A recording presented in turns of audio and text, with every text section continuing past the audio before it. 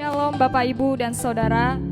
Pada pagi hari ini kita merayakan Natal tidak seperti di tahun yang sebelumnya. Meskipun pagi hari ini kita merayakan dalam ibadah online, tetapi kuasa Tuhan tetap sanggup untuk melawat kita dimanapun kita berada. Dan mari Bapak Ibu dan Saudara, kita siapkan hati kita untuk memuji dan menyembah Tuhan.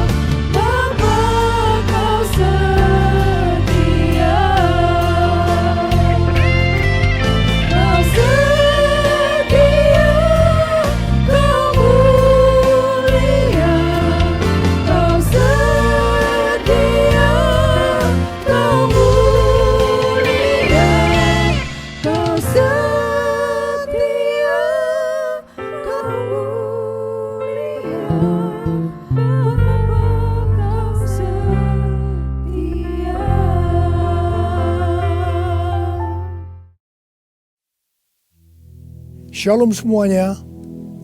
Hari ini tanggal 25 Desember 2020. Kita merayakan Natal bersama-sama. Saya akan mengajak saudara untuk membaca dari Yesaya pasal 9 ayat yang kelima. Mari kita baca. Sebab seorang anak telah lahir untuk kita. Seorang putra telah diberikan untuk kita. Lambang pemerintahan ada di atas bahunya. Dan namanya disebutkan orang Penasehat Ajaib, Allah yang perkasa, Bapa yang kekal, Raja Damai. Ayat ini menubuatkan kelahiran Yesus Sang Mesias. Tema Natal untuk tahun 2020 adalah lahirnya Yesus Sang Mesias. Kisah Para Rasul 4 ayat 12 berkata bahwa keselamatan tidak ada di dalam siapapun juga selain di dalam Dia. Sebab di bawah kolong langit ini tidak adalah nama lain yang diberikan kepada manusia yang olehnya kita dapat diselamatkan. Hanya di dalam nama Tuhan Yesus Kristus.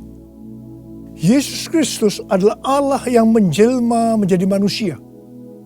Yesus adalah Mesias yang artinya juru selamat. Kata Mesias hanya dipakai untuk Allah, tidak pernah dipakai untuk manusia atau pekerjaannya. Yesaya mencatat 4 nama yang menandai tugas Yesus sebagai Mesias. Yang pertama, penasehat yang ajaib. Sebagai penasehat, maka Tuhan Yesus akan menyingkapkan rencana keselamatan yang sempurna dan akan menunjukkan kepada kita jalan untuk mendapatkan hidup yang kekal. Yang kedua, Allah yang perkasa. Di dalam Yesus selaku Mesias, seluruh kepenuhan kealahan akan berdiam secara jasmani. Sebab Yesus adalah Allah yang menjelma menjadi manusia. Yang ketiga, Bapa yang kekal. Yesus datang bukan hanya untuk memperkenalkan Bapa surgawi, tetapi ia juga akan bertindak sebagai Bapa kepada umatnya secara kekal. Ia penuh belas kasihan. Ia mengasihi, melindungi, dan menyediakan kebutuhan anak-anaknya. Yang keempat, Raja Damai. Yesus disebut Raja Damai karena hanya Tuhan Yesus yang bisa mendamaikan manusia dengan Allah. Mengapa manusia harus didamaikan dengan Allah? Sebab Alkitab katakan, semua orang telah berbuat dosa dan telah kehilangan kemuliaan Allah. Dosa membuat kita menjadi setru Allah. Upah dosa adalah maut, mati kekal selama-lamanya, tempatnya di neraka. Bagaimana Tuhan Yesus mendamaikan manusia dengan Allah? Alkitab berkata dalam 2 Korintus 5 ayat 21, Dia yang tidak mengenal dosa telah dibuatnya menjadi dosa oleh karena kita, supaya dalam Dia kita dibenarkan oleh Allah. Tuhan Yesus yang tidak mengenal dosa dijadikan dosa oleh karena kita. Artinya Tuhan Yesus harus mati menggantikan kita. Kita yang sebenarnya harus mati, tetapi Tuhan Yesus menggantikan kita. Supaya setiap orang yang percaya kepada Tuhan Yesus dibenarkan oleh Allah. Artinya didamaikan dengan Allah. Tuhan Yesus sebagai Raja Damai juga akan memberikan kepada kita damai sejahtera yang berlimpah-limpah. Ini yang sangat kita perlukan pada masa pandemi COVID-19 ini. Yesaya 48 ayat 18 berkata, Sekiranya engkau memperhatikan perintah-perintahku, maka damai sejahteramu akan seperti sungai yang tidak pernah kering. Dan kebahagiaanmu akan terus berlimpah seperti gelombang-gelombang laut yang tidak pernah berhenti. Jadi, kunci untuk mendapatkan damai sejahtera yang berlimpah-limpah yang Tuhan Yesus sediakan adalah memperhatikan perintah Tuhan. Hidup menurut kehendak Tuhan. Karena itu, baca Alkitab setiap hari. Renungkan, lakukan, dan saksikan.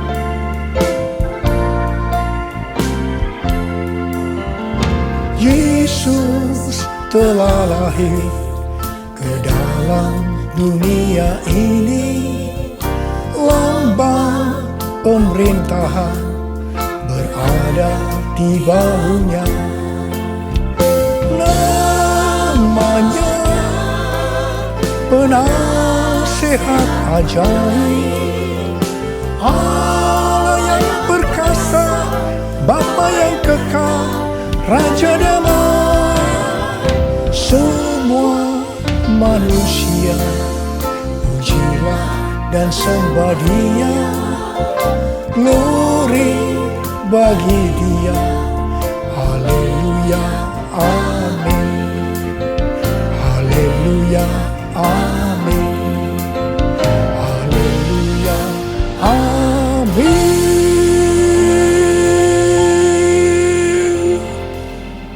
Pada waktu Tuhan Yesus lahir ke dalam dunia ini, ada beberapa peristiwa yang terjadi yang mengajarkan kepada kita bagaimana seharusnya kita menyambut kedatangan Tuhan. Peristiwa pertama dalam Lukas 2 ayat 8 sampai dengan 12, yaitu yang dilakukan oleh para gembala. Pada waktu para gembala sedang menjaga ternak di waktu malam, tiba-tiba mereka didatangi oleh malaikat Tuhan, dan kemuliaan Tuhan meliputi mereka. Mereka sangat ketakutan. Malaikat berkata kepada para gembala, "Jangan takut, sebab sesungguhnya aku memberitakan kepadamu kesukaan besar untuk seluruh bangsa. Hari ini telah lahir bagimu juru selamat, yaitu Kristus Tuhan di kota Daud. Dan inilah tandanya bagimu. Kamu akan menjumpai seorang bayi dibungkus dengan lampin dan terbaring di dalam palungan." Mereka tidak mengerti apa yang dikatakan oleh malaikat tadi. Tetapi mereka taat, pergi ke Bethlehem di kota Daud untuk menjumpai Sang Mesias. Di sini kata kuncinya adalah ketaatan. Peristiwa kedua di dalam Lukas 2 ayat 13 dan 14, yaitu adanya nyanyian para malaikat dan banyak bala tentara surgawi yang memuji Allah. Kemuliaan bagi Allah di tempat yang maha tinggi, dan damai sejahtera di bumi di antara manusia yang berkenan kepadanya. Di sini kata kuncinya adalah doa, pujian, penyembahan bersama-sama dalam unity siang dan malam. Peristiwa yang ketiga ada di dalam Matius 2 ayat 11 bagian A, yaitu waktu orang Majus sujud menyembah Sang Mesias. Di sini kata kuncinya adalah sujud menyembah Sang Mesias. Peristiwa yang keempat terdapat dalam Matius 2 ayat 11b. Orang Majus membuka tempat harta bendanya dan mempersembahkan emas, kemenyan, dan mur. Di sini kata kuncinya adalah mempersembahkan emas, kemenyan, dan mur.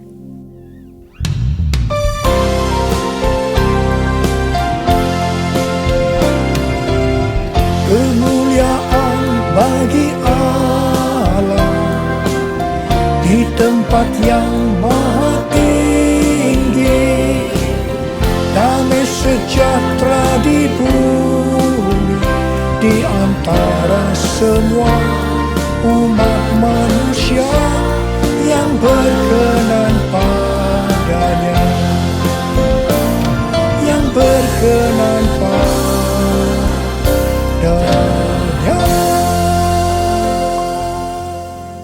Karena Natal berbicara tentang kedatangan Tuhan Yesus yang pertama ke dalam dunia ini, maka hari-hari ini kita sedang menunggu kedatangan Tuhan Yesus yang kedua kalinya. Sesuai dengan 4 peristiwa yang terjadi pada waktu menyambut kedatangan Tuhan Yesus yang pertama, maka ada 4 hal yang harus kita lakukan untuk menyambut kedatangan Tuhan Yesus yang kedua kali. Yang pertama adalah ketaatan. Yang kedua, doa, pujian, penyembahan bersama-sama dalam unity siang dan malam. Yang ketiga, sujud menyembah Tuhan Yesus. Dan yang keempat, mempersembahkan emas, kemenyan, dan mur. Mari Sekarang kita akan melihat penjelasannya satu persatu. Yang pertama, tentang ketaatan. Tuhan Yesus memberitahukan kepada kita bahwa kedatangannya yang kedua kali akan terjadi setelah Injil Kerajaan diberitakan di seluruh dunia, menjadi kesaksian bagi semua bangsa.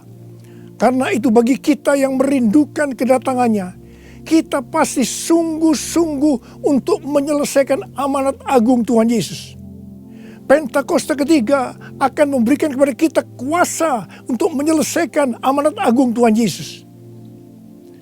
Menurut kalender Ibrani, kita sedang memasuki tahun 5781 yang disebut dengan tahun P Alef, yang artinya 81. Angka 80 atau P menggambarkan mulut. Dan angka 1, Alef, itu merupakan permulaan yang baru. Yohanes 1 ayat 1 berkata, pada mulanya adalah firman. Firman itu bersama-sama dengan Allah. Dan firman itu adalah Allah. Di sini kita diingatkan bahwa untuk menyambut kedatangan Tuhan Yesus yang kedua kalinya, kita harus hati-hati dengan mulut kita. Harus hati-hati dengan perkataan kita. Termasuk menuliskan kata-kata di media sosial. Diingatkan bahwa mulut bukan digunakan untuk gosip, untuk menjelekkan orang lain, untuk menghakimi orang lain, kata-kata kotor, hoax. Tapi biarlah yang keluar dari mulut ini, biarlah perkataan kita adalah firman Tuhan. Di dalam Matius 12 ayat 36 dan 37, Tuhan Yesus berkata kepada kita bahwa setiap kata sia-sia yang diucapkan orang harus dipertanggungjawabkannya di hari penghakiman. Karena menurut ucapanmu engkau akan dibenarkan, dan menurut ucapanmu pula engkau akan dihukum. Karena itu, hati-hati dengan ucapanmu, hati-hati dengan perkataanmu, hati-hati dengan apa yang kau tulis di medsos. Yang kedua, doa, pujian, penyembahan bersama-sama dalam unity siang dan malam. Ini berbicara tentang restorasi Pondok Daud. Ini berbicara tentang menara doa. Ini berbicara tentang keintiman dengan Tuhan.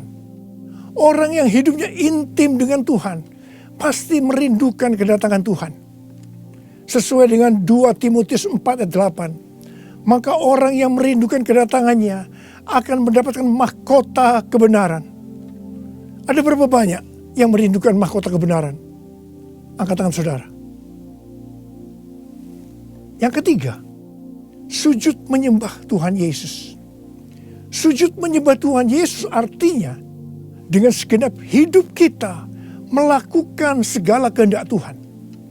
Jadi segala sesuatu yang kita lakukan, kalau itu menyenangkan hatinya Tuhan, itu artinya kita sujud menyembah Tuhan. Kisah Para Rasul 13:22 berkata bahwa tentang Daud Allah telah menyatakan, aku telah mendapatkan Daud bin Isai, seorang yang berkenan di hatiku dan yang melakukan segala kehendakku. Daud adalah seorang yang berkenan di hati Tuhan karena Daud melakukan segala kehendak Tuhan pada zamannya. Itu artinya Daud sujud menyembah Tuhan. Saya selalu merindukan Tuhan berkata kepada saya, aku telah menemukan Niko bin Noto Raharjo, orang yang berkenan di hatiku dan melakukan kehendakku. Apakah saudara merindukan hal yang sama seperti apa yang saya rindukan? Yesus, kau ku sembah. Yesus, kau ku sembah. Saat yang indah ini kau ku sembah. Pujian ku naikkan dan kasih ku berikan. Yesus, Tuhan mulia, Engkau aku sembah. Yesus, Tuhan mulia, Engkau aku sembah.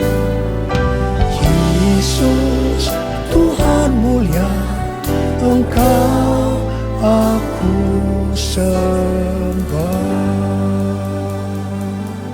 Uriala basyana la bala bala. Uriala bala bala bala. Uri di dana la bala. Uriala bala bala bala bala bala. Uri di dana la la la la bala bala bala bala. Uri di bisikala la bala bala. Ora la la bala bala bala bala. Uriala la bala bala bala. Uri di bala bala bala bala. Yang keempat, mempersembahkan emas, kemenyan, dan mur. Sesuai dengan apa yang dituliskan dalam Alkitab, maka kita akan berbicara dalam arti secara rohani. Emas berbicara tentang kekudusan atau kemurnian. Sikap, tindakan, dan ucapan kita harus kudus. Sebab tanpa kekudusan tidak ada seorang pun akan melihat Tuhan.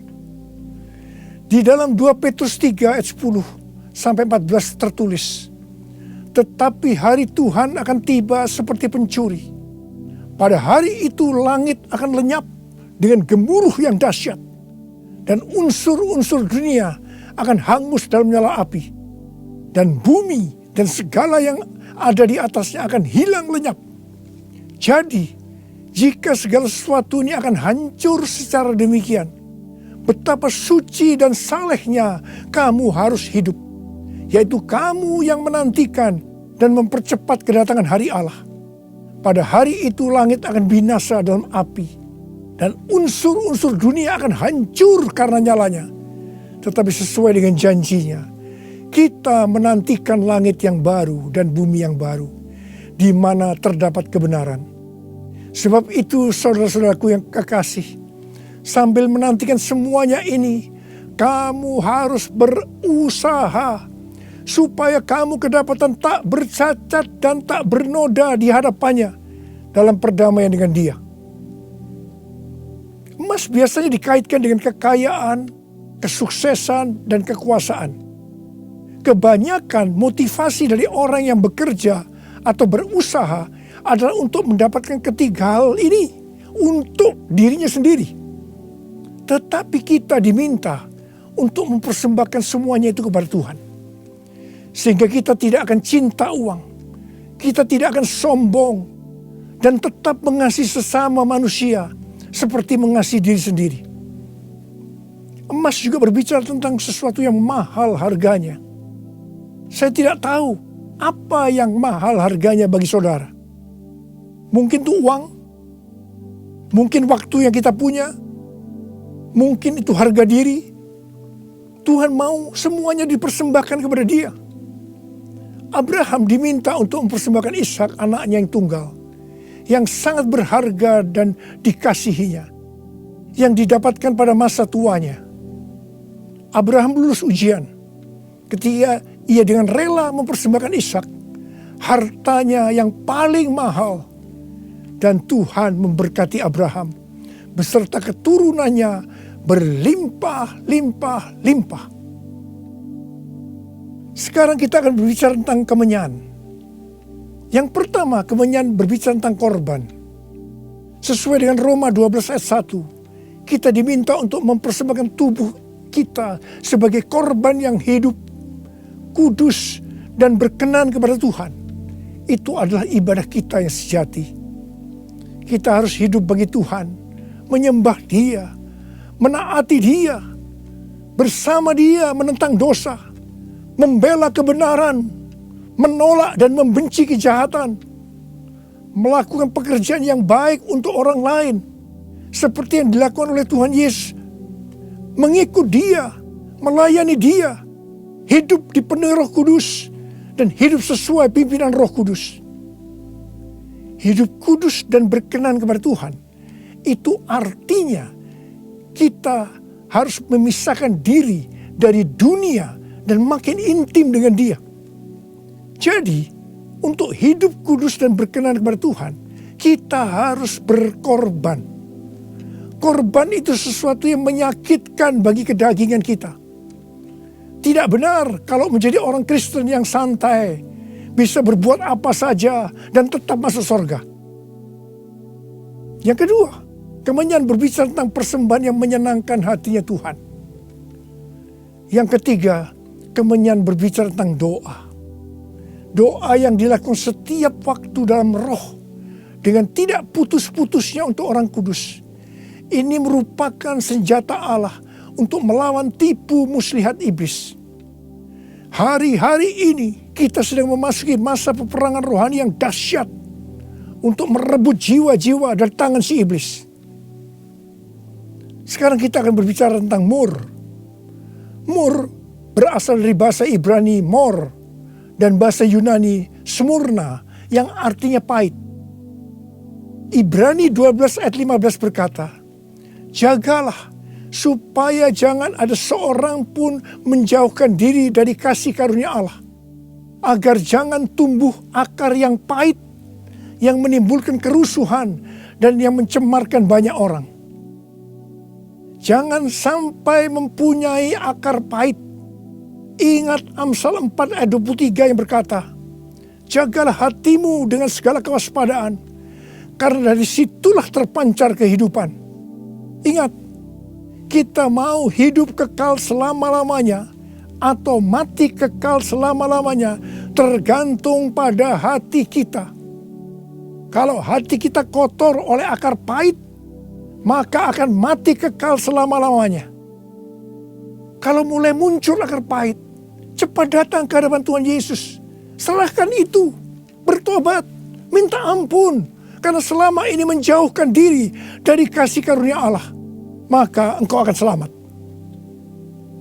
Mur juga berbicara tentang pengurapan. Salah satu bahan untuk membuat minyak urapan adalah mur. Pengurapan yang diberikan oleh Tuhan kepada kita harus dikembalikan kepada Tuhan. Bukan untuk popularitas, mencari kekayaan, atau kepentingan-kepentingan lainnya. Sekali lagi, saya akan mengingatkan saudara bahwa kedatangan Tuhan Yesus sudah sangat-sangat dekat. Mari kita mempersiapkan diri kita untuk menyambut kedatangannya dengan melakukan 4 hal tadi. Selamat Hari Natal 2020. Tuhan Yesus memberkati saudara berlimpah, limpah, limpah.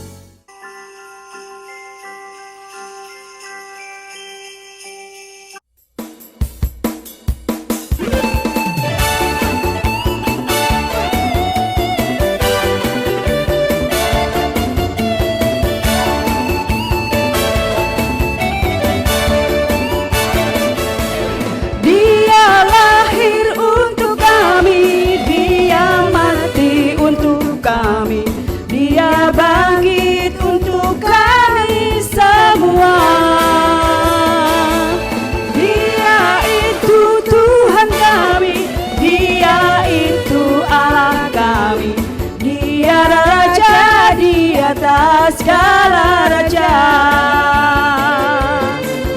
yaitu firman Allah yang turun ke bumi, yang jadi sama dengan manusia.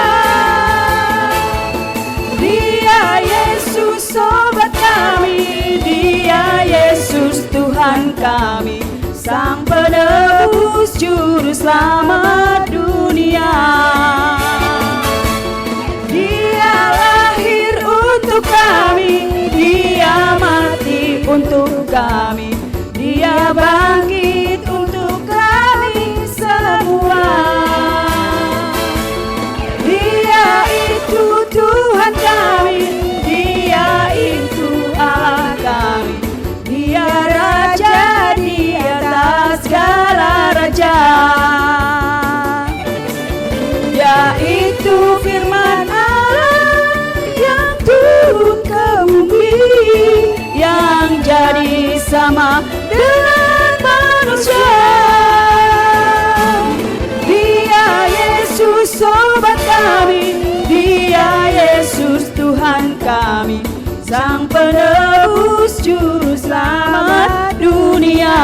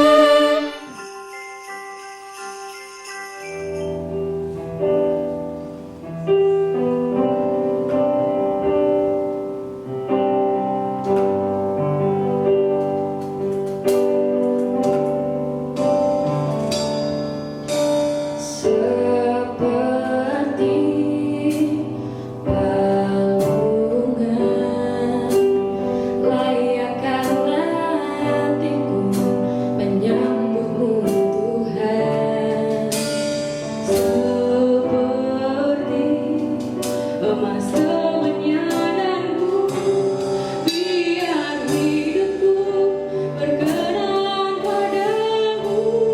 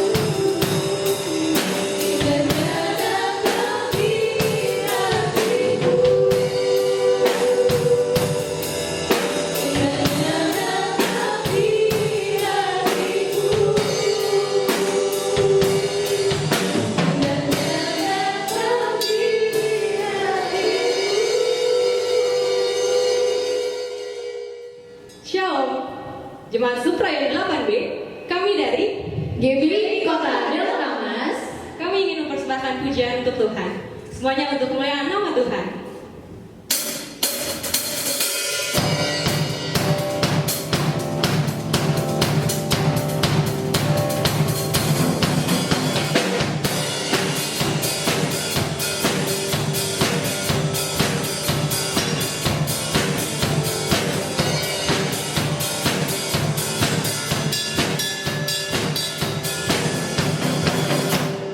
Dari pulau dan benua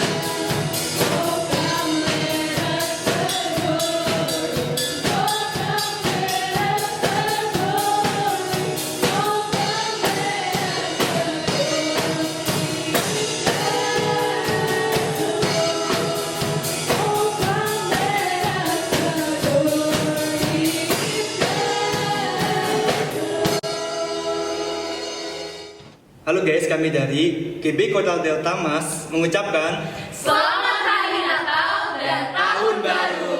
Tuhan Yesus memberkati. Tahun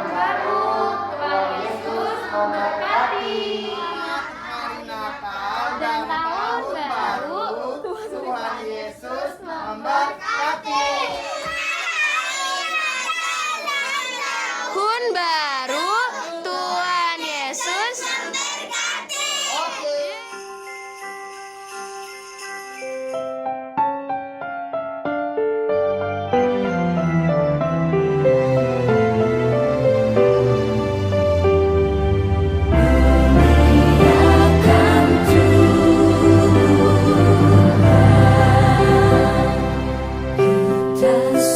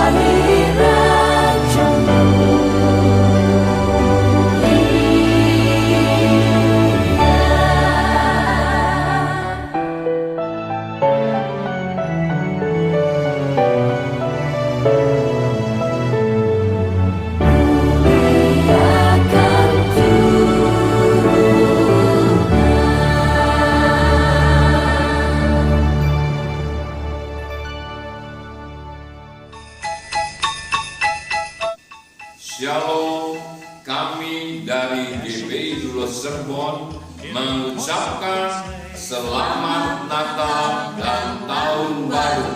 Kiranya damai sejahtera Natal memberkati kita semua untuk memasuki tahun 2021, tahun integritas. Amin. All the way.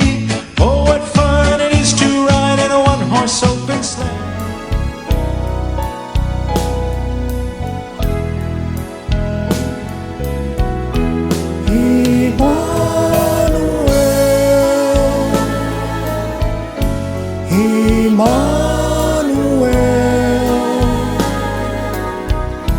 Namanya disebut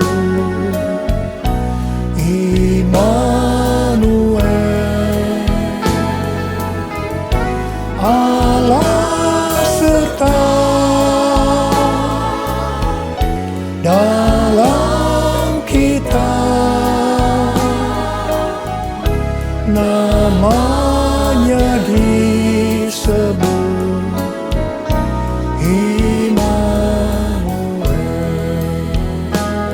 angkat tangan kita, sembah Dia.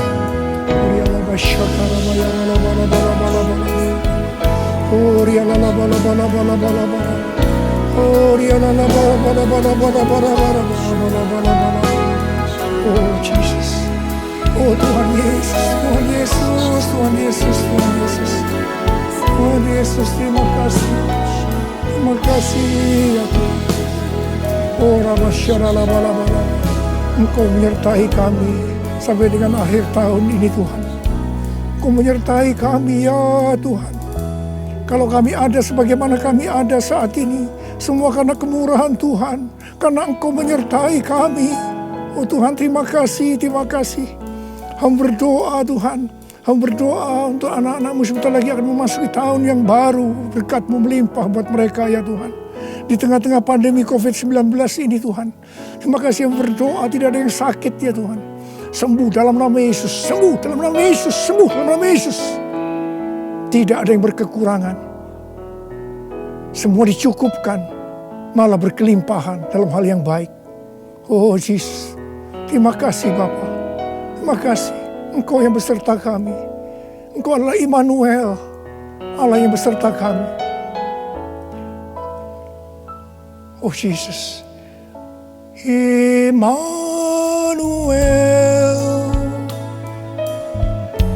Immanuel,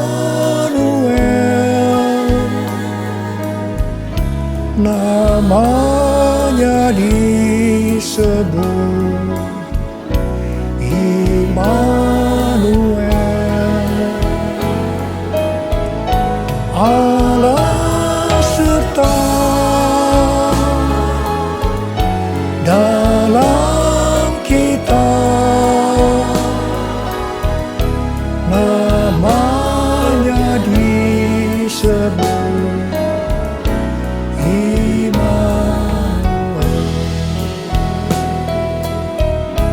namanya disebut Immanuel.